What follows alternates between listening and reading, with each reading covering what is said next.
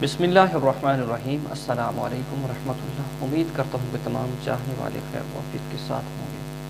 हमारी दुआ है अल्लाह आप सबको सलामत रखे।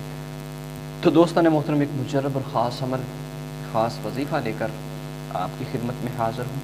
ज़रूर वीडियो को पूरा देखिएगा और एक अहम मालूमात उसको सुनिएगा और इस अमल को ज़रूर कीजिएगा।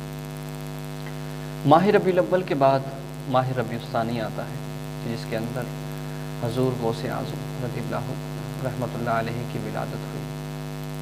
तो इस माह मुक़द्दस के अंदर एक ऐसा अमल कीजिए कि जो ज़िंदगी के अंदर आसानियाँ लाएगा, ज़िंदगी के अंदर बहारें लेकर आएगा, ज़िंदगी के अंदर खुशियाँ लेकर आएगा।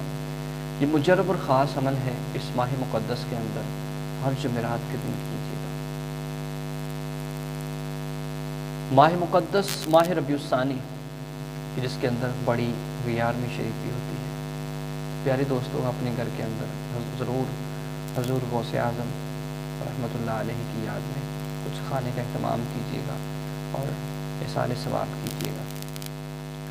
जिस तरह नबियों में हजूर अलैहिस्सलाम नबियों के सरदार हैं, इसी तरह वलियों में हजूर गौस पाक सरकार गौसे आज़म रहमतुल्लाह अलैहि वलियों के सरदार हैं।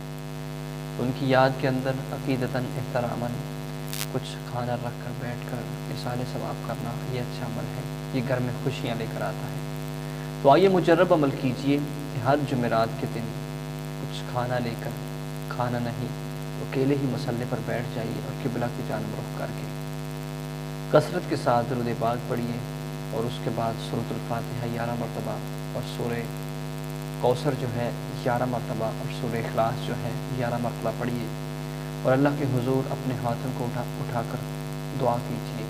इंशाअल्लाह जितनी आपकी दुआ के अंदर नीयत अच्छी होगी, खुलूस होगा, अल्लाह आपकी दुआ को कबूल फरमाएंगे। ये बहुत ही आसान भी है।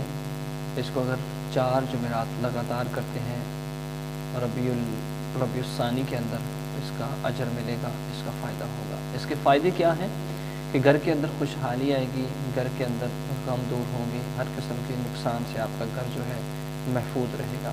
कि जहाँ अल्लाह के कलाम की तिलावत होती है वहाँ बहारें आती हैं, वहाँ खुशियाँ आती हैं, शैतान वहाँ से भाग जाता है, शर वहाँ से भाग जाता है। दोस्तान मोहतरम, इस अमल को ज़रूर कीजिएगा और अपने अहबाब तक इसको शेयर भी कीजिएगा।